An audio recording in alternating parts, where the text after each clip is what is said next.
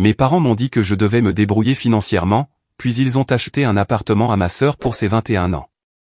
J'ai discrètement déménagé dans un autre état. 4 ans plus tard, ma thèse a fait la une des journaux nationaux, et ils l'ont appris sur Facebook, comme tout le monde. La première chose que mon père m'a apprise sur l'argent, c'est que rien n'est gratuit. À 7 ans, dans notre confortable maison de banlieue du Massachusetts, il m'a tendu un petit tableau de corvée avec des montants en euros à côté de chaque tâche, 50 centimes pour faire mon lit, $1 pour sortir les poubelles, 2 € pour aider ma mère à préparer le dîner. C'est comme ça que le monde fonctionne, Cynthia, m'a-t-il expliqué en ajustant ses lunettes à monture métallique. Tu travailles, tu gagnes. En revanche, l'initiation de ma jeune sœur, Mélissa, à la finance s'est faite sous forme de virées shopping spontanées et d'argent de poche distribué nonchalamment, chaque fois qu'elle montrait du doigt quelque chose qu'elle voulait. Ce schéma s'est installé très tôt, et n'a fait que se renforcer en grandissant. Enfant, je n'ai jamais remis en question cette disparité. Papa était un conseiller financier prospère dans un prestigieux cabinet de Boston, tandis que maman gérait la maison parfaite et le calendrier social qui complétait sa carrière. J'étais la fille sérieuse et studieuse, qui gagnait sa place par ses résultats scolaires et son sens des responsabilités. Mélissa était la pétillante et charismatique, dont les crises émotionnelles et les compétences sociales se traduisaient, d'une manière ou d'une autre, en récompenses matérielles. La dynamique familiale s'était cimentée bien avant que j'aie le vocabulaire pour la nommer. Cynthia est si indépendante, disait ma mère à ses amis lors des dîners, une lueur de fierté dans la voix. Elle n'a besoin de l'aide de personne. Ce récit est devenu mon identité, Cynthia, l'autosuffisante, tandis que Mélissa restait à leurs yeux une éternelle enfant de 12 ans, fragile et ayant besoin d'un soutien constant, même si elle devenait une jeune femme parfaitement capable. L'été précédant ma dernière année de lycée, j'ai décroché un stage dans un laboratoire de biotechnologie, grâce à un programme scientifique compétitif. Le poste était prestigieux, mais non rémunéré.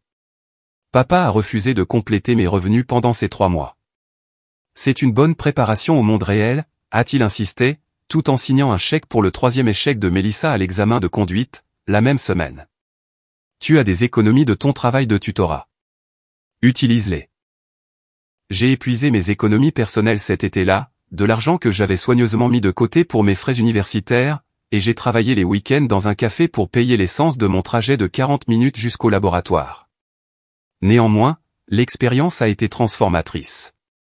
Le docteur Sani Kapoor, la directrice du laboratoire, est devenue la première adulte à voir au-delà de mon utilité. Elle a remarqué mon attention obsessionnelle aux détails expérimentaux, et m'a encouragé à poursuivre des études supérieures en biologie moléculaire. Tu as l'esprit d'une chercheuse, m'a-t-elle dit après que j'ai identifié une anomalie dans un ensemble de données que d'autres avaient négligées. Ne le gâche pas, quand les lettres d'acceptation des universités sont arrivées en terminale, j'ai reçu des offres de cette université prestigieuse, y compris une bourse partielle pour le MIT. Mes parents ont organisé un dîner de célébration, au cours duquel papa s'est éclairci la gorge et a donné ce qu'il considérait comme un conseil pragmatique. Ta mère et moi avons discuté du financement de tes études, a-t-il annoncé en passant les pommes de terre. Nous avons décidé que tu es capable de gérer ton avenir financier de manière indépendante. Les prêts étudiants t'apprendront la responsabilité fiscale. Nous sommes très fiers que tu sois arrivé si loin par tes propres mérites. J'ai hoché la tête, déglutissant difficilement. J'avais anticipé cette conversation. Des années de conditionnement m'avaient préparé à accepter que mon éducation était ma seule responsabilité. Ce à quoi je n'étais pas préparé, c'était la suite. De plus, intervint maman en remplissant son verre de vin, nous devons commencer à penser à l'avenir de Mélissa. Elle aura besoin de plus de soutien, avec ses forces différentes. Mélissa, alors âgée de 17 ans, envoyait des SMS pendant toute cette conversation, inconsciente de ses implications pour nos 2 avenirs. Je me suis excusé tôt ce soir-là et j'ai pleuré en silence dans ma chambre, calculant les montants des prêts par rapport au salaire de départ potentiel dans la recherche scientifique. J'ai choisi l'université de Boston. Pas l'école de mes rêves, mais celle qui offrait le montage financier le plus avantageux. Le campus était assez proche pour que je puisse faire la navette depuis la maison, ce qui m'a permis d'économiser des milliers d'euros en frais de logement. Pendant 2 ans, j'ai vécu dans ma chambre d'enfant, travaillé 20 heures par semaine à la bibliothèque universitaire, maintenu une moyenne de 3,9, et noué lentement des relations avec des professeurs qui pourraient plus tard écrire des lettres de recommandation pour mes études supérieures. Ces 2 années dans ma chambre d'enfant ont été comme une vie en suspens, suspendu entre l'âge adulte et l'adolescence, l'indépendance et la contrainte. Chaque matin, je me réveillais à 5h30 pour étudier avant mon cours de biochimie avancé de 8h. La maison était encore silencieuse, papa et maman endormis dans leur suite parentale, et la chambre de Mélissa, un sanctuaire paisible jusqu'à au moins 10h la plupart des jours. Je chérissais ces heures d'avant l'aube, le seul moment où la maison me semblait vraiment appartenir. Le professeur Janet Weber s'est particulièrement intéressé à mes progrès académiques. Femme sévère aux cheveux poivre et sel, toujours tirée en un chignon serré, elle intimidait la plupart des étudiants de premier cycle avec ses questions rapides et ses normes intransigeantes.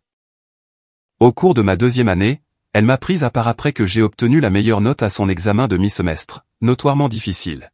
« Vous perdez votre temps ici, Cynthia », a-t-elle déclaré sans embâge, en rangeant des papiers dans sa mallette en cuir.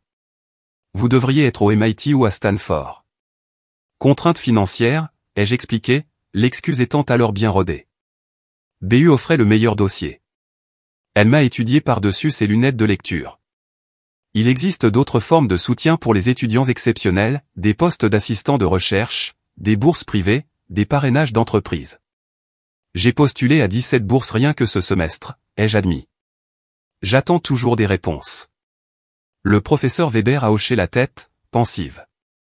Venez à mes heures de bureau demain. J'ai des contacts dans plusieurs fondations de recherche qui devraient connaître votre travail. Grâce aux relations du professeur Weber, j'ai obtenu un poste de recherche rémunéré dans le laboratoire d'immunologie du docteur Alan Mercer le semestre suivant. L'allocation était modeste, mais elle m'a permis de réduire légèrement mes heures à la bibliothèque. Le docteur Mercer, un scientifique brillant au rire tonitruant et à la blouse de laboratoire perpétuellement tachée, est devenu mon 2e mentor important après le docteur Kapoor.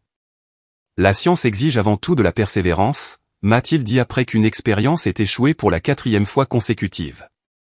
L'intelligence est courante. La curiosité est plus rare.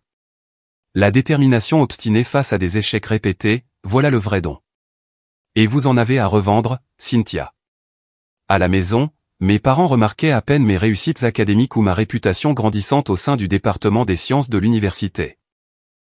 Les conversations au dîner tournaient autour des clients de papa, des engagements sociaux de maman, et des discussions sans fin sur les drames sociaux de Mélissa et ses aspirations professionnelles changeantes, qui variaient chaque mois, créatrice de mode, influenceuse sur les réseaux sociaux, organisatrice d'événements, décoratrice d'intérieur.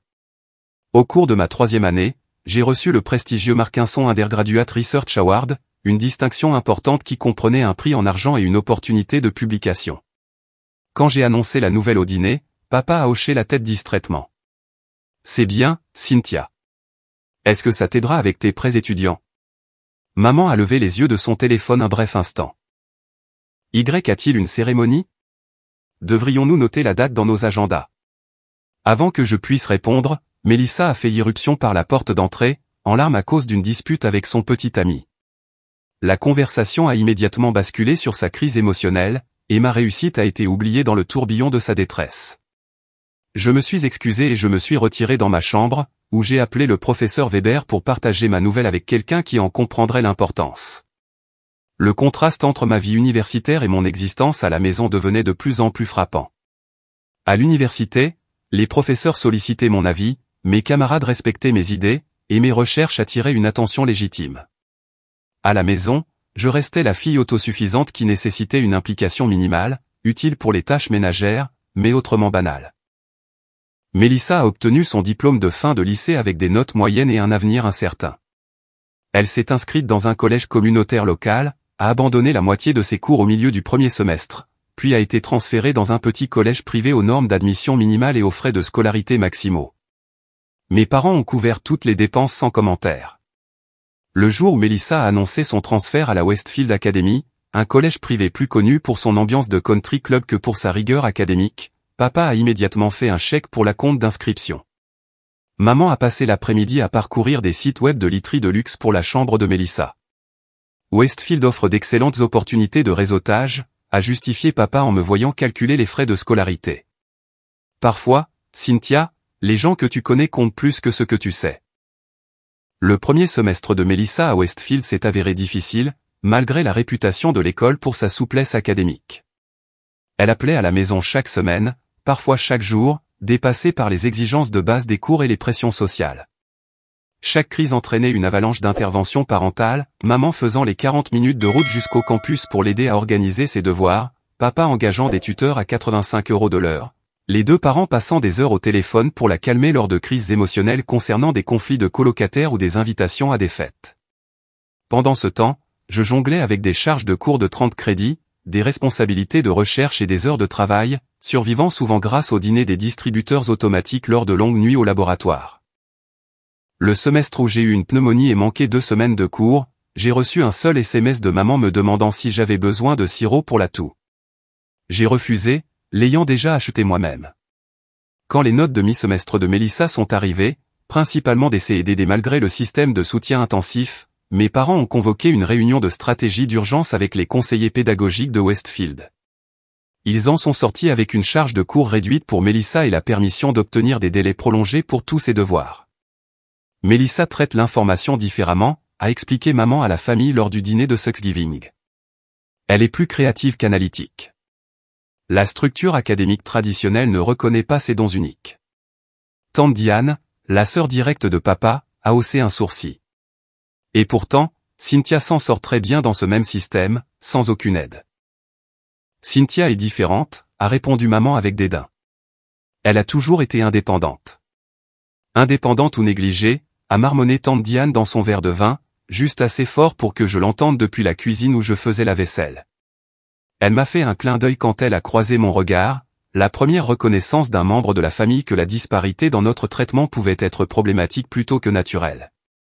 À son 3e semestre à Westfield, Mélissa avait changé de spécialisation 3 fois, passant de la communication à l'histoire de l'art, puis à l'administration des affaires. Chaque changement nécessitait de nouveaux manuels, de nouvelles fournitures, et parfois des cours d'été pour satisfaire aux prérequis. Les coûts s'accumulaient sans discussion. 3 semaines avant le 21e anniversaire de Mélissa, maman m'a appelé dans le salon pour une réunion de famille. Papa était assis dans son fauteuil en cuir, ses lunettes de lecture sur le nez, examinant des documents étalés sur la table basse. Nous avons une excellente nouvelle, a annoncé maman, le visage rouge d'excitation. Nous avons acheté un appartement à Mélissa près de son campus comme cadeau d'anniversaire anticipé. C'est une opportunité d'investissement fantastique, et ça lui donnera la stabilité dont elle a besoin pour se concentrer sur la recherche de sa voie. Papa a hoché la tête solennellement. Le marché est parfait en ce moment. 2 chambres, cuisine moderne, immeuble avec portier. Elle aura la sécurité et l'indépendance. C'est généreux, ai-je réussi à dire, ma voix stable malgré le vide qui se creusait dans ma poitrine. Eh bien, elle a du mal à trouver sa voie, a expliqué maman. Avoir son propre espace pourrait l'aider à mûrir plus vite. Nous nous portons également garant pour son prêt automobile, a ajouté papa. Elle a besoin d'un transport fiable pour explorer les opportunités de stage. Ce soir-là, j'ai postulé à 12 programmes de doctorat à travers le pays, ciblant des institutions connues pour leurs généreuses bourses de recherche. Je n'ai rien dit à mes parents de mes candidatures. La semaine suivante, j'ai pris des heures supplémentaires à la bibliothèque, ouvert un compte bancaire séparé dans une autre banque, et commencé à liquider tout ce que je ne pouvais pas faire tenir dans 2 valises. 3 mois plus tard, j'ai reçu une lettre d'acceptation du programme de doctorat en biosciences moléculaires de l'université Northwestern, avec un financement complet, incluant une allocation et une assurance maladie. Le programme était spécialisé dans la recherche de traitements innovants contre les maladies, exactement le domaine que le docteur Kapoor m'avait encouragé à poursuivre. J'ai envoyé mon acceptation immédiatement et j'ai donné ma démission à mon travail à la bibliothèque. La veille de la pendaison de crémaillère de Mélissa, j'ai informé mes parents que je n'y assisterais pas, car j'avais un engagement professionnel. Le lendemain matin, pendant qu'ils étaient à la fête, aidant Mélissa à arranger les meubles dans son nouvel appartement, j'ai chargé mes affaires dans un VTC et je me suis dirigé vers l'aéroport. J'ai laissé un bref mot sur mon lit méticuleusement fait, je saisis une opportunité à Chicago. Je vous contacterai une fois installé. Cynthia. La décision de partir ne s'était pas matérialisée du jour au lendemain. Pendant des mois, j'avais méticuleusement planifié ma stratégie de sortie, faisant des recherches sur les quartiers de Chicago, calculant les frais de subsistance par rapport à mon allocation, et contactant des colocataires potentiels via le forum du logement pour étudiants diplômés de Northwestern. Chaque lettre d'acceptation qui arrivait renforçait ma résolution. Chaque chèque que mes parents faisaient au profit de Mélissa renforçait ma détermination. Le matin de mon départ a apporté un calme inattendu. Je m'étais attendu à des doutes, peut-être même à une vague de culpabilité pour être parti sans un véritable adieu. Au lieu de cela, je n'ai ressenti que de la certitude et la légèreté d'une libération longtemps retardée. Ma chambre d'enfant, dépouillée de mes objets personnels, ne ressemblait plus à l'espace où j'avais passé des milliers de nuits. Les étagères étaient vides, des traces de poussière marquant l'endroit où se trouvaient autrefois des prix scientifiques et des trophées académiques. J'ai donné la plupart de mes vêtements à un refuge pour femmes, ne gardant que ce qui était pratique pour ma nouvelle vie. Le mot que j'ai laissé était délibérément bref, fournissant des informations sans inviter à la discussion. Pas d'excuses, pas de justifications, pas de supplications émotionnelles, le même ton factuel que mes parents avaient utilisé en m'informant de leur décision de ne pas financer mes études. Pendant le trajet en VTC vers l'aéroport Logan de Boston, le chauffeur, un homme sociable nommé Carlos avec un diplôme de philosophie et des opinions bien arrêtées sur les transports en commun, m'a demandé pourquoi je me rendais à Chicago. Pour prendre un nouveau départ, ai-je répondu en regardant mon quartier s'éloigner par la lunette arrière. Vous fuyez quelque chose ou vous allez vers quelque chose, a-t-il demandé, croisant mon regard dans le rétroviseur. La question m'a fait réfléchir. Les deux, je suppose, mais surtout vers quelque chose. Carlos a hoché la tête avec approbation. Vers quelque chose, c'est mieux. Il y a un but. À l'aéroport, je me suis offert un sandwich hors de prix, mon premier petit acte d'indépendance, dépensant sans calculer l'impact exact sur mon budget soigneusement géré. Le panneau d'affichage indiquait que mon vol partirait à l'heure. Pas de retard, pas de complications, pas d'obstacle de dernière minute. L'univers semblait approuver ma décision. En attendant à la porte d'embarquement, j'ai reçu un SMS de Mélissa, « Où es-tu » Maman panique. Le traiteur a apporté des feuilletés aux crevettes au lieu des feuilletés aux crabes, et elle a besoin que tu les appelles. Je n'ai pas répondu. Les problèmes de Mélissa, et les attentes de mes parents que je les résolve, appartenaient à une vie que je laissais derrière moi. Le téléphone a de nouveau vibré au début de l'embarquement. Je l'ai mis en silencieux sans vérifier le message et je suis monté dans l'avion. Maman a appelé 17 fois ce jour-là. Je lui ai répondu par SMS une fois atterri, bien arrivé. Je commence bientôt un nouveau travail. J'appellerai quand j'aurai le temps. Le seul message de papa est arrivé 3 jours plus tard, ta décision de partir si brusquement était immature et décevante. Ta mère est bouleversée. Appelle-la quand tu seras prête à t'expliquer correctement. Je n'ai pas appelé. Au lieu de cela, je me suis plongé dans le programme de biosciences moléculaires de Northwestern. La distance de Chicago par rapport à Boston m'a fourni l'espace physique et émotionnel nécessaire pour construire une vie entièrement basée sur mes propres choix. J'ai trouvé un petit appartement avec 2 colocataires, des étudiantes diplômées nommées Zoé et Nadia, qui sont rapidement devenues la famille solidaire que je n'avais jamais connue. Elles ne s'attendaient pas à ce que je sois autosuffisante ou parfaite, elles appréciaient simplement ma compagnie et respectaient mes limites. La communication avec mes parents s'est réduite à des SMS pour les fêtes et à des appels téléphoniques occasionnels et guindés. J'ai décliné les invitations à rentrer pour Noël, prétextant des responsabilités au laboratoire. Mes parents n'ont jamais proposé de me rendre visite. Mélissa, préoccupée par sa propre vie, envoyait parfois des messages erratiques sur des fêtes ou des trouvailles shopping, mais ne posait jamais de questions de fond sur mes recherches ou mon bien-être. Le premier Noël loin de la maison a été plus difficile que je ne l'avais prévu. Le campus universitaire s'est vidé, les laboratoires ont fermé pour la semaine des fêtes, et même Chicago semblait faire une pause sous un manteau de neige fraîche. Zoé était rentrée à Portland, tandis que Nadia fêtait Noël avec la famille de son petit ami dans le Michigan. J'ai erré dans notre appartement, le silence amplifiant ma solitude inattendue. Vers midi, maman a appelé. Joyeux Noël, Cynthia. Tu nous manques au dîner. Tante Diane a demandé de tes nouvelles. Joyeux Noël, ai-je répondu en regardant par la fenêtre la rue déserte. Dis bonjour à tout le monde de ma part. Il est encore temps de réserver un vol de dernière minute, a-t-elle suggéré. Ton père le paierait, juste pour cette fois. L'offre, la première aide financière qu'il m'ait proposée depuis mon départ, ressemblait moins à de la générosité qu'à une tentative de sauver les apparences. La chaise vide au dîner de Noël nécessitait une explication à la famille. Mon absence avait besoin d'une justification. Le laboratoire rouvre demain, ai-je menti. J'ai des expériences de prévues tôt le matin.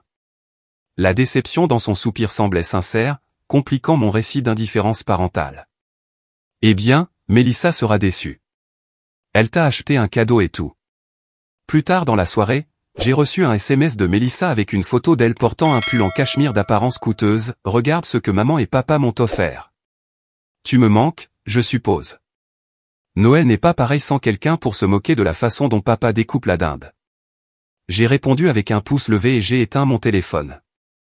Le lendemain, j'ai fait du bénévolat lors d'un dîner communautaire pour les étudiants internationaux qui ne pouvaient pas rentrer chez eux pour les fêtes.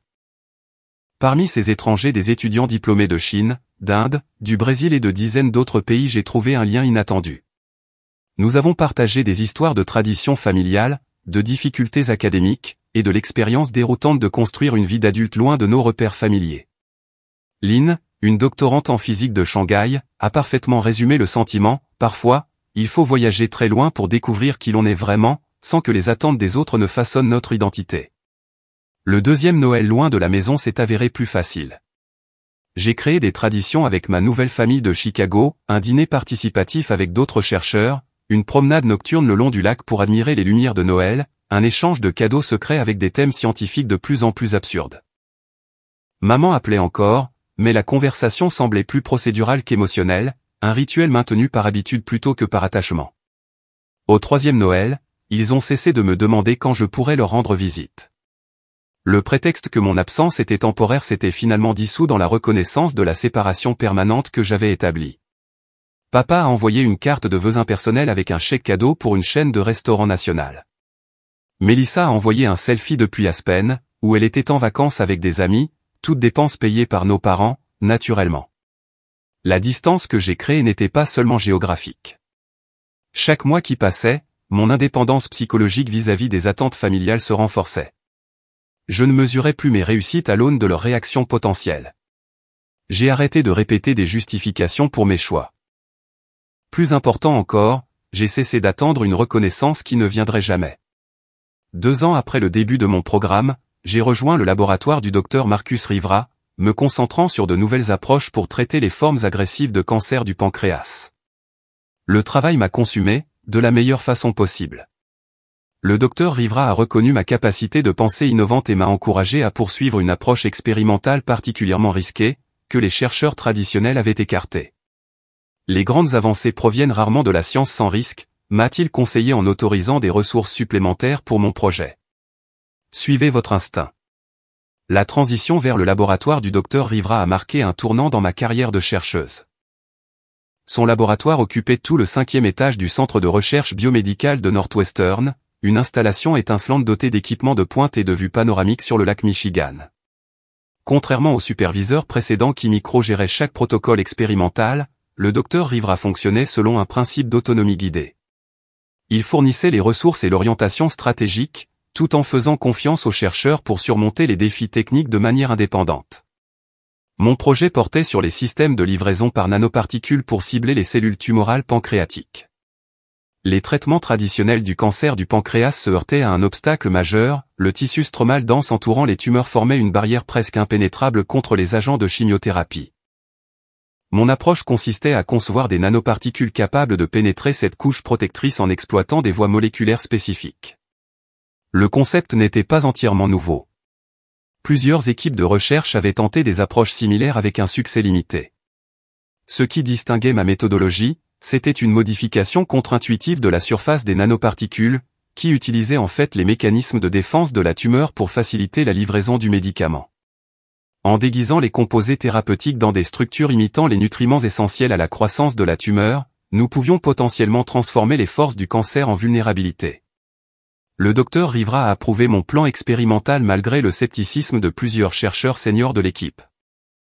Parfois, les chemins les plus prometteurs ressemblent à des impasses pour les penseurs conventionnels, a-t-il déclaré lors d'une réunion de laboratoire tendue où ma proposition a été critiquée. Cynthia voit des angles que les autres manquent. Laissons son hypothèse faire ses preuves. Les 6 premiers mois ont donné des résultats frustrants. Mes premières formulations de nanoparticules se dégradaient trop rapidement dans les conditions plasmatiques. Les itérations suivantes ont réussi à pénétrer la barrière stromale, mais n'ont pas délivré des concentrations de médicaments suffisantes pour affecter la viabilité de la tumeur. Chaque échec nécessitait une nouvelle conception, une synthèse et des tests complets, un cycle exhaustif qui consommait des journées de 18 heures et d'innombrables week-ends. Pendant cette période, Mélissa a obtenu son diplôme universitaire en commerce et a immédiatement décroché un poste en marketing dans une entreprise de Boston où le partenaire de golf de papa était PDG. Mes parents ont célébré cela avec une croisière en Europe. J'ai appris ces développements par des photos sur Facebook et de brefs SMS, trop absorbé par le dépannage au laboratoire pour y prêter plus qu'une vague attention. La percée s'est produite de manière inattendue, à 2h17 du matin, un mardi. Je faisais des simulations sur des structures de nanoparticules modifiées, peaufinant les configurations moléculaires pour améliorer la stabilité tout en maintenant la spécificité de ciblage. Un modèle informatique a révélé un schéma d'interaction inhabituel lorsque certaines protéines de surface étaient disposées en formations asymétriques, plutôt que dans la distribution uniforme dictée par la sagesse conventionnelle. J'ai appelé le docteur Rivera malgré l'heure tardive. Il est arrivé 30 minutes plus tard, portant encore un pantalon de pyjama sous sa blouse de laboratoire enfilée à la hâte. Ensemble, nous avons examiné les données de simulation, puis nous avons immédiatement conçu des protocoles expérimentaux pour tester les prédictions informatiques. À l'aube, nous avions esquissé une stratégie de recherche complète qui nécessiterait des milliers d'heures de laboratoire et une collaboration sans précédent entre plusieurs spécialités du département. Cela pourrait être révolutionnaire, a déclaré le docteur Rivera en se frottant les yeux alors que la lumière du matin filtrait par les fenêtres du laboratoire. Pas seulement pour le cancer du pancréas, mais potentiellement pour toute tumeur solide présentant des caractéristiques micro-environnementales similaires. Les 18 mois suivants ont été à la fois épuisants et exaltants. J'ai rassemblé une petite équipe de chercheurs aux expertises complémentaires, Adrienne, spécialisée en modélisation moléculaire, Thomas, en synthèse biochimique, et Priya, en technique d'imagerie cellulaire. Nous avons travaillé avec une concentration unique, dormant souvent sur des lits de camp dans la salle de pause du laboratoire plutôt que de perdre un temps précieux à faire la navette. Les essais sur les animaux ont commencé 9 mois après le début du projet. Les premiers résultats ont dépassé même nos projections les plus optimistes, des taux de réduction tumorale de 63% chez les modèles de souris recevant notre traitement par nanoparticules, contre 17% dans les groupes témoins recevant des régimes de chimiothérapie standard. Plus important encore, les profils de toxicité ont montré des dommages minimes au tissu sain, suggérant que notre mécanisme de ciblage fonctionnait avec une spécificité remarquable. Le docteur Rivera a obtenu un financement d'urgence de la Société américaine du cancer pour accélérer notre calendrier de recherche. L'université a affecté des espaces de laboratoire et du personnel technique supplémentaire pour soutenir nos expériences en expansion. Chaque résultat prometteur a attiré de nouveaux investissements institutionnels et un intérêt croissant de la communauté scientifique au sens large. Tout au long de cette période de travail intense et d'excitation croissante, ma vie personnelle est restée étroitement axée sur les objectifs de recherche et les relations soudées que j'avais nouées avec mes collègues de laboratoire. Les dîners hebdomadaires avec Zoé et Nadia ont fourni l'ancrage émotionnel nécessaire. Des appels occasionnels avec le docteur Kapoor ont offert une perspective et des conseils de la part de quelqu'un qui avait été témoin de mon parcours, de stagiaire de premier cycle à chercheuse scientifique émergente. Mes parents sont restés des figures périphériques, inconscients de l'importance croissante de mon travail.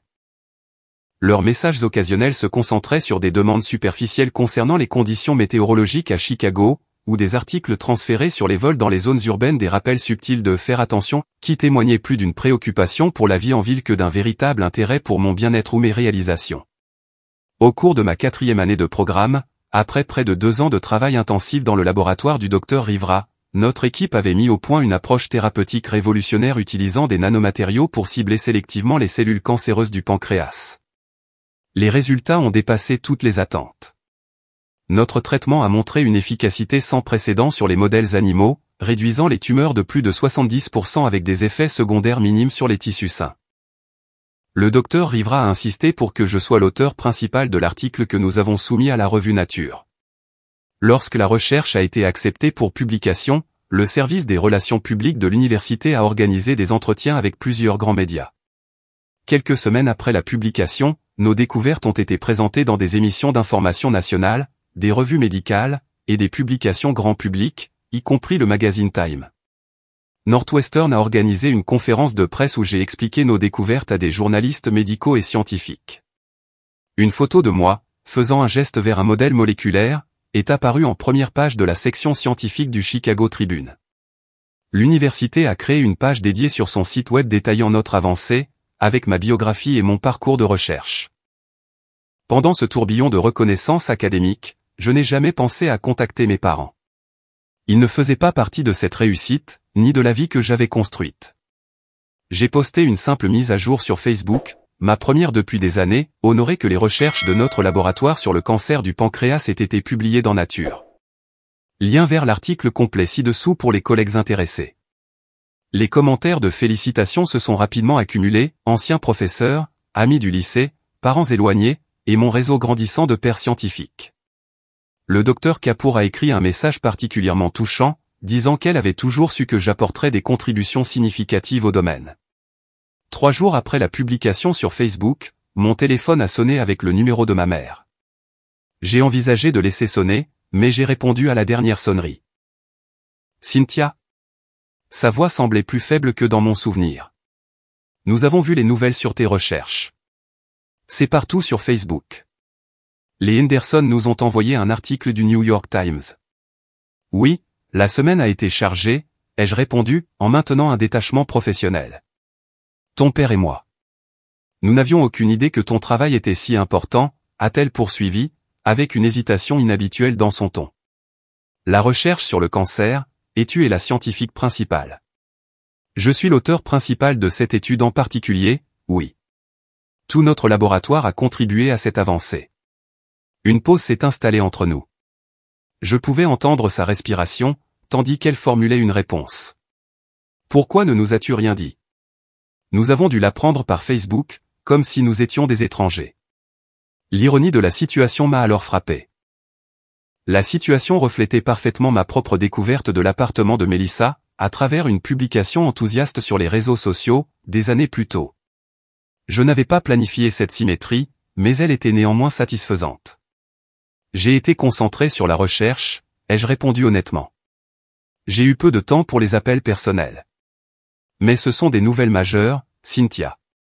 L'article disait que ton travail pourrait sauver des milliers de vies. Sa voix s'est brisée. Ne penses-tu pas que cela méritait un appel à ta famille? Le terme famille flottait dans l'air entre nous.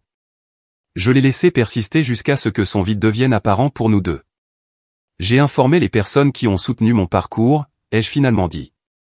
Mes partenaires de laboratoire, mes mentors, mes amis ici à Chicago. Un autre silence a suivi, plus lourd que le précédent. Ton père veut te parler, a-t-elle dit finalement. J'ai entendu des voix étouffées alors que le téléphone changeait de main. Cynthia, le ton autoritaire de papa avait quelque peu diminué depuis la dernière fois que je l'avais entendu. C'est un accomplissement remarquable. L'article mentionnait des applications potentielles pour le développement pharmaceutique. As-tu envisagé les implications financières? Je connais quelqu'un chez Vertex Pharmaceuticals qui pourrait être intéressé à discuter. Le bureau de transfert de technologie de Northwestern s'occupe de ces aspects, les jeux interrompus. Je me concentre sur la science. Bien sûr, mais ces relations peuvent être précieuses. Tes recherches ont clairement un potentiel commercial important. Nous devrions discuter de la manière de maximiser. Il n'y a pas de nous dans cette équation, papa, ai-je déclaré calmement. L'université dispose d'un département entier qui gère la propriété intellectuelle et les voies de commercialisation. Mes priorités sont de poursuivre la recherche et de passer aux essais cliniques. La conversation s'est enlisée. Pour la première fois peut-être dans notre relation, mon père semblait ne pas savoir comment procéder. Ta mère et moi aimerions te rendre visite, a-t-il dit finalement. Voir ton laboratoire, t'emmener dîner. Nous avons clairement manqué des développements importants dans ta vie. J'ai réfléchi à la demande. Une partie de moi voulait leur refuser l'accès à ce monde que j'avais construit sans leur soutien. Une autre partie a reconnu que cela pouvait être un tournant. Peut-être pas pour la réconciliation, mais pour la reconnaissance. J'ai une conférence à San Diego le mois prochain, ai-je répondu. Mon emploi du temps est complet jusqu'à cette date. Je pourrais vous dire quand j'aurai des disponibilités à mon retour. Papa s'est éclairci la gorge. Cynthia, je pense que nous te devons peut-être des excuses. Nous avons peut-être sous-estimé ton potentiel et ce vers quoi tu travaillais. La déclaration n'était pas exactement des excuses pour la façon dont ils m'avaient traité, simplement l'aveu qu'ils avaient mal calculé le résultat de leur négligence. Ils s'attendaient à ce que je mène une vie modeste et sans histoire, pas à ce que je devienne une pionnière scientifique faisant les gros titres. J'apprécie cette perspective, ai-je répondu de manière neutre. Je dois y aller maintenant. Le laboratoire m'attend pour une réunion cet après-midi. Après avoir raccroché, je suis resté assise à mon bureau pendant plusieurs minutes, digérant la conversation. Mon téléphone a vibré avec un SMS de Zoé, salle de conférence réservée pour le dîner de célébration ce soir. Toute l'équipe vient. Rivera apporte le champagne. Tu viens? J'ai souri et j'ai répondu, je ne manquerai ça pour rien au monde. Ma vraie famille. 2 jours plus tard, un grand arrangement floral est arrivé au laboratoire avec une carte disant « Félicitations pour ton extraordinaire accomplissement. Nous sommes si fiers. Avec amour, maman et papa. » Plusieurs collègues ont commenté l'impressionnant bouquet. J'ai fait don des fleurs à l'aile de l'hôpital où de nombreux patients atteints de cancer du pancréas reçoivent un traitement. Une semaine après notre conversation téléphonique, un email de mon père est arrivé, contenant des suggestions de stratégies d'investissement à la lumière des redevances de brevets futurs potentiels, et proposant de me mettre en contact avec des professionnels de la gestion de patrimoine qui comprennent le succès financier soudain. Je l'ai transféré dans mon dossier de spam sans répondre. Mélissa a finalement envoyé un SMS 3 semaines après la nouvelle, « OMG Serette, t'es célèbre maintenant ou quoi? J'ai vu le truc aux infos. Trop cool. On devrait se voir un de ces 4. » J'ai répondu avec un simple pouce levé et je suis retourné à l'examen des données de nos dernières expériences. Mes parents ont fini par venir à Chicago 4 mois plus tard. Je leur ai fait une brève visite des zones publiques de notre centre de recherche, je les ai présentés au docteur Rivera et à quelques collègues, puis je les ai accompagnés à un dîner gênant où ils ont posé des questions superficielles sur mon travail, tout en évitant toute mention de notre éloignement. Ton appartement est confortable, a commenté maman lorsqu'ils m'ont déposé après. As-tu envisagé de déménager maintenant que ta carrière décolle? Je suis bien où je suis, ai-je répondu, en pensant aux soirées cinéma du vendredi avec Zoé et Nadia, aux repas partagés, aux conversations nocturnes sur la science, la vie et les rêves. Il répond parfaitement à mes besoins. Ils sont repartis pour Boston le lendemain matin. Notre relation est restée distante mais cordiale, des emails occasionnels, des appels pour les fêtes, et des vœux d'anniversaire superficiels. Ils n'ont jamais explicitement reconnu l'inégalité qui avait défini notre dynamique familiale, et je n'ai jamais exigé cette reconnaissance. La validation que j'avais autrefois ardemment désirée de leur part était devenue sans importance, face à la vie que j'avais construite sans leur soutien. 3 ans après la publication dans Nature, j'ai accepté un poste menant à la titularisation à l'Université de Californie, à San Francisco, dirigeant ma propre équipe de recherche axée sur l'extension de notre approche de traitement du cancer à d'autres tumeurs malignes agressives. Le communiqué de presse de l'université annonçant ma nomination mentionnait mon travail révolutionnaire à Northwestern et mes contributions pionnières aux thérapies ciblées contre le cancer. Le déménagement à San Francisco signifiait laisser derrière moi le système de soutien soudé que j'avais construit à Chicago. Zoé avait accepté un poste à l'université de Washington à Seattle, tandis que Nadia restait à Chicago avec son mari. Nous nous sommes promis de maintenir notre amitié par des appels vidéo réguliers et des réunions annuelles. Bien que la distance physique ait changé la dynamique de nos interactions quotidiennes, la profondeur de notre lien est restée. Nous avions traversé trop de choses ensemble pour laisser la géographie diminuer ce que nous avions construit. Un journaliste d'une revue scientifique m'a interviewé sur mon parcours professionnel et m'a demandé ce qui m'avait inspiré à poursuivre des recherches aussi difficiles. J'ai réfléchi attentivement avant de répondre. Tôt dans la vie, j'ai appris que les ressources ne sont pas toujours distribuées de manière équitable, ai-je dit.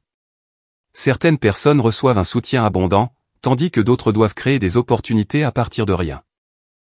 Mes recherches visent à diriger les ressources thérapeutiques précisément là où elles sont le plus nécessaires. En science comme dans la vie, je crois qu'il faut s'attaquer aux inégalités par une intervention stratégique plutôt que par une acceptation passive. Le journaliste a hoché la tête, pensif, ignorant l'histoire personnelle qui se cachait derrière ma réponse. L'article a été publié en ligne la semaine suivante. Mon père me l'a transmis avec un seul message, ta mère et moi nous reconnaissons dans cette citation. Peut-être qu'un jour, nous pourrons avoir une conversation honnête sur le passé. J'ai sauvegardé l'email mais je n'ai pas répondu immédiatement.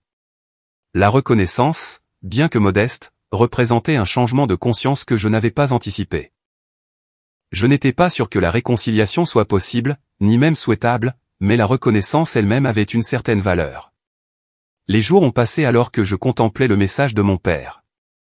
Le campus universitaire bourdonnait de l'énergie printanière. Des étudiants étaient allongés sur les pelouses, révisant pour les examens finaux, des cerisiers en fleurs bordaient les allées piétonnes, et les centres de recherche vibraient de productivité avant l'été.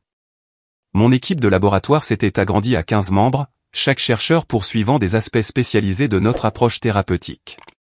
Je partageais mon temps entre la supervision des doctorants, la rédaction de demandes de subventions, et le développement de protocoles expérimentaux pour nos prochains essais cliniques.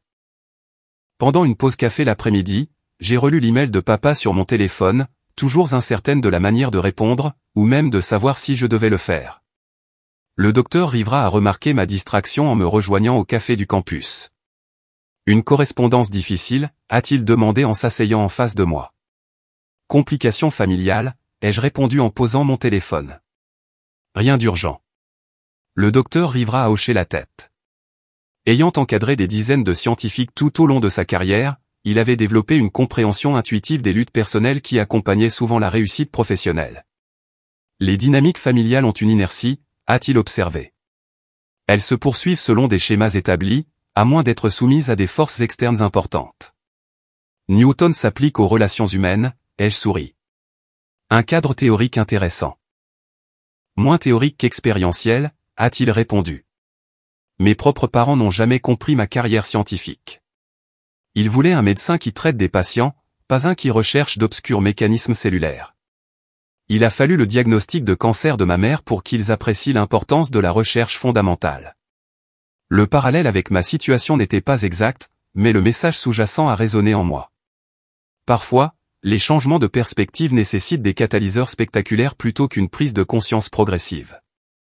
Ma percée en recherche avait fourni ce catalyseur à mes parents, les forçant à reconsidérer leur perception de moi et leurs propres choix parentaux. Vous êtes-vous réconcilié avec eux? Ai-je demandé, mi-curieuse, mi-pleine d'espoir.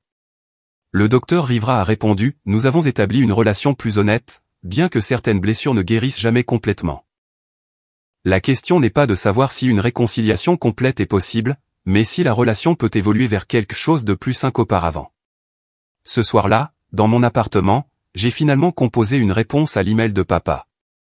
J'apprécie que vous reconnaissiez le sous-entendu dans cette interview. Mes recherches visent à diriger les ressources là où elles sont le plus efficaces, un principe qui a des applications au-delà de la science. Je suis ouverte à des conversations honnêtes, mais l'honnêteté exige de reconnaître des schémas spécifiques plutôt que de parler en généralité. Si vous êtes prêt à ce niveau de franchise, nous pourrions trouver un dialogue constructif possible. Sa réponse est arrivée le lendemain matin, ta mère et moi avons réfléchi à nos décisions parentales. Nous pensions que te traiter différemment, toi et Mélissa, répondait à vos besoins différents. Peut-être avons-nous mal jugé ces besoins, ou laissé nos perceptions justifier un traitement inéquitable. Je n'attends pas un pardon immédiat, mais j'espère que tu envisageras de nous permettre de mieux comprendre ta perspective. Le message suggérait une capacité d'introspection que je n'avais jamais attribuée à mon père auparavant. Que cela représente une véritable évolution ou simplement une tentative de limiter les dégâts restait incertain. Les gens changent rarement fondamentalement, surtout après des décennies de schémas de comportement bien ancrés. Pourtant, des changements de conscience transformateurs se produisent parfois, souvent catalysés par les conséquences inattendues de choix établis de longue date. J'ai partagé l'échange de mai avec Zoé lors de notre dîner hebdomadaire, après avoir emménagé dans des appartements séparés l'année précédente. Nous avions maintenu notre amitié grâce à des repas programmés et des appels téléphoniques spontanés. Son point de vue, en tant que personne issue d'une dynamique familiale tout aussi compliquée, offrait un éclairage précieux. Ils réalisent enfin qu'ils ont perdu quelque chose de précieux en te sous-estimant, a-t-elle commenté en remplissant nos verres de vin. La question est de savoir s'ils pleurent la relation qu'ils auraient pu avoir avec toi, ou s'ils regrettent simplement d'avoir manqué le prestige d'avoir une fille scientifique célèbre. Probablement les deux, ai-je admis. Papa, en particulier, valorise l'association avec le succès. Alors la vraie question devient de savoir si toute relation future peut être authentique plutôt que transactionnelle. Nous avons conclu que les gens pouvaient changer, mais généralement dans le cadre fondamental de leur personnalité, sans se transformer entièrement. Au cours des semaines suivantes, la communication avec mes parents a légèrement augmenté en fréquence et en profondeur. Nos échanges sont restés principalement par email, le format écrit permettant une réflexion plus approfondie que ne le permettraient des conversations téléphoniques spontanées. Nous avons évité la confrontation directe sur les inégalités passées. Au lieu de cela, nous avons établi des liens timides par le biais de discussions sur l'actualité, les développements scientifiques, et parfois des questions philosophiques sur le but et le sens de la vie. Maman a envoyé une lettre manuscrite décrivant son travail de bénévole dans des programmes d'alphabétisation dans les écoles primaires locales, une nouvelle entreprise qu'elle avait lancée après des décennies à se concentrer exclusivement sur les engagements sociaux avec les collègues et les clients de papa. Je trouve de la satisfaction à aider les enfants qui, autrement, pourraient passer à travers les mailles du filet éducatif, écrivait-elle.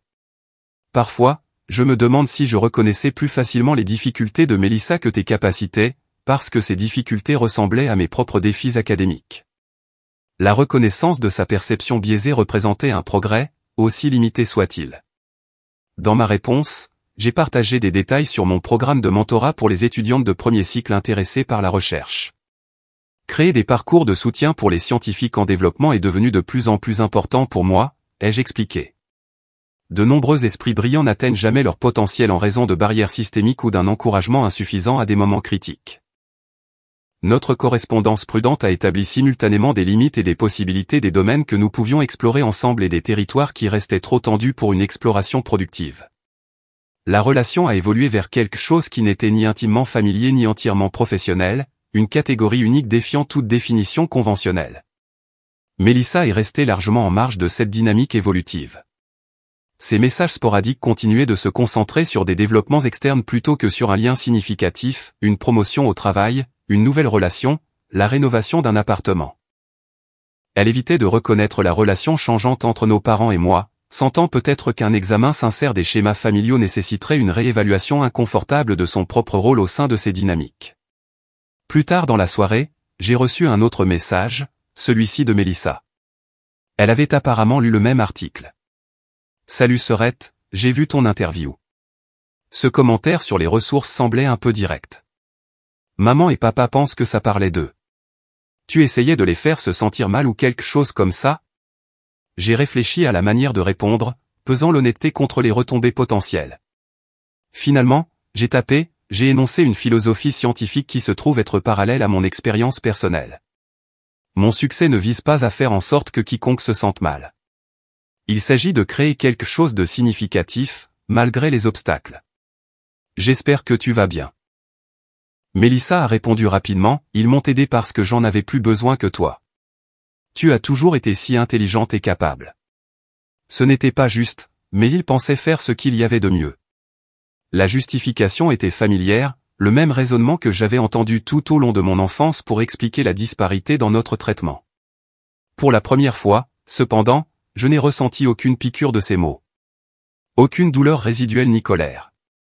L'explication semblait petite et sans importance, comparée à la vie que j'avais construite et au travail qui me définissait maintenant. Nous avons tous fait des choix, ai-je répondu. Je suis en paix avec les miens. Ce soir-là, je me suis promené dans un petit parc près de mon appartement de San Francisco et je me suis assise en regardant le coucher de soleil sur la baie. L'horizon ouest flamboyait de couleurs.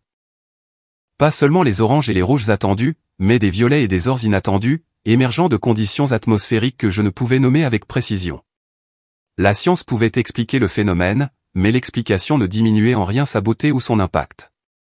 Mon téléphone a vibré avec une notification par email. Le NIH avait approuvé la demande de subvention de notre laboratoire pour un essai clinique élargi. Le message comprenait les félicitations du comité d'examen, notant notre approche innovante d'un défi médical jusqu'alors insoluble. Nous recevrions un financement complet pour les 5 prochaines années. J'ai souri, en pensant aux patients dont la vie pourrait changer grâce à un travail né du rejet et de la détermination. Le chemin avait été plus difficile que nécessaire, marqué par des inégalités que je ne pouvais pas contrôler. Pourtant, ces mêmes obstacles avaient façonné ma perspective, favorisant une résilience et une indépendance qui servaient désormais un but au-delà de la simple survie. Je me suis dit que parfois, la plus grande vengeance contre l'injustice n'est pas la confrontation ou le ressentiment, mais la construction silencieuse de quelque chose de significatif, à partir de n'importe quel matériau que la vie nous offre. Mes parents m'avaient dit que je devais me débrouiller financièrement. Ils n'avaient jamais anticipé que par moi-même deviendrait non pas une punition, mais le fondement d'accomplissement dont ils ne pourraient ni s'attribuer le mérite, ni comprendre pleinement la portée. J'ai tapé une brève réponse à l'email de mon père avant de rentrer chez moi. Je suis ouverte à des conversations honnêtes, lorsque les deux parties sont prêtes à une honnêteté totale. D'ici là, je me concentre sur le travail à venir. Mon équipe vient de recevoir un financement majeur pour des essais cliniques. Si vous êtes sincèrement intéressé à comprendre ce qui me motive, ce serait un bon point de départ. Qu'ils fassent cet effort restait incertain. Ce que je savais avec une clarté absolue, c'est que leur réponse ne déterminait plus ma valeur ou mon bonheur. La validation que j'avais autrefois désespérément cherchée auprès d'eux était devenue obsolète, remplacée par la reconnaissance authentique que j'avais gagnée par mes propres efforts, et les liens sincères que j'avais tissés en chemin. L'histoire que mes parents avaient écrite pour moi s'est terminée le jour où j'ai quitté le Massachusetts. L'histoire que j'écrivais pour moi-même se déroulait encore, page par page, découverte par découverte. Et contrairement au récit de mon enfance, je contrôlais la direction de chaque chapitre.